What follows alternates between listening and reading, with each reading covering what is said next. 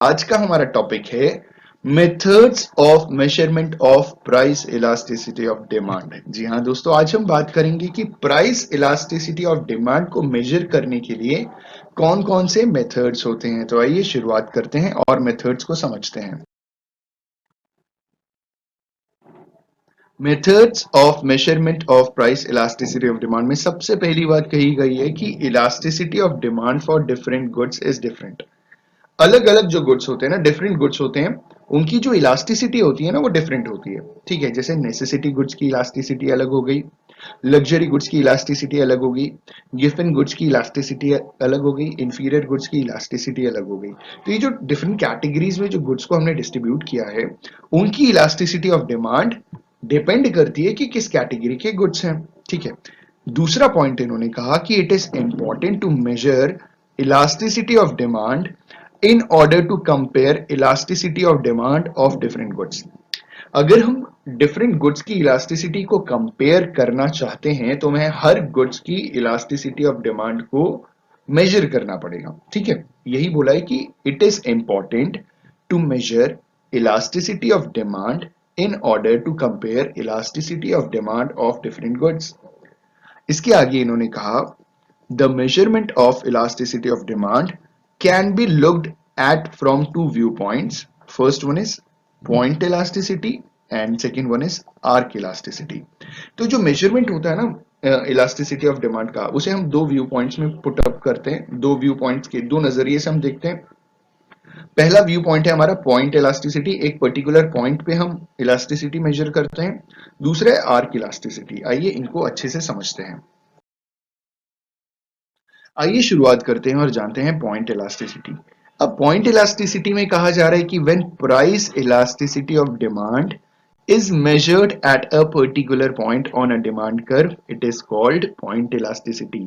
जी हाँ दोस्तों, जो हमारा डिमांड कर्व होता है उसके किसी भी एक पर्टिकुलर पॉइंट पे जब हम प्राइस इलास्टिसिटी ऑफ डिमांड को मेजर करते हैं तो उसे हम पॉइंट इलास्टिसिटी कंसिडर करते हैं।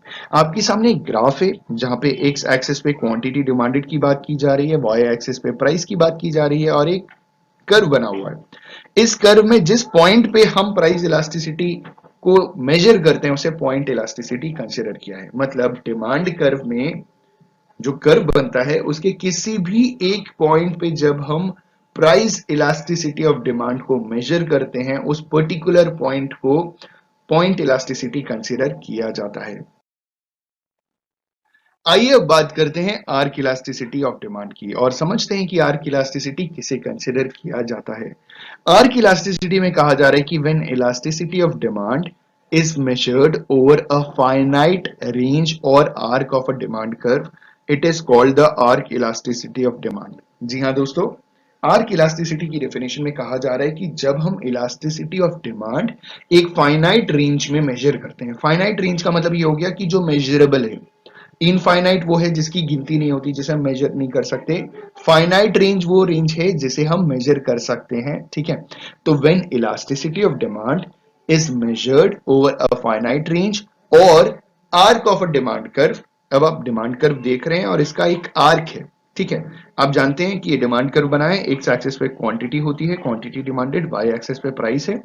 डिमांड कर्व में ए बी जो आप देख रहे हैं दो अलग अलग पॉइंट्स, इसके बीच का जो रेंज है वो आर्क है। ठीक है दोस्तों, इन्होंने बोला कि when elasticity of demand is measured over a finite range, A B is a range या arc of a demand curve, it is called arc elasticity of demand. तो इसे हम arc elasticity of demand consider करते हैं।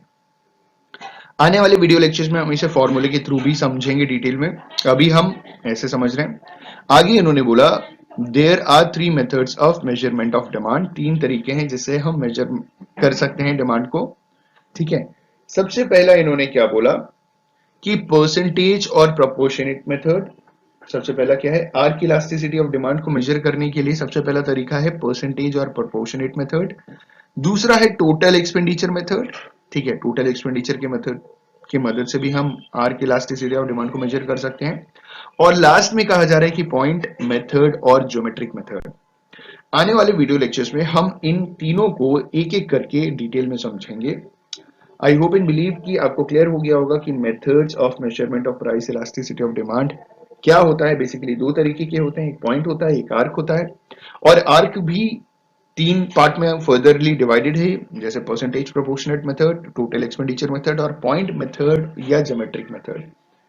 तो thank you for watching this video से कुछ सीखने को मिला हो, वीडियो पसंद आया तो लाइक शेयर कमेंट जरूर कीजिएगा। Thank you so much, have a good day and all the best for your examinations.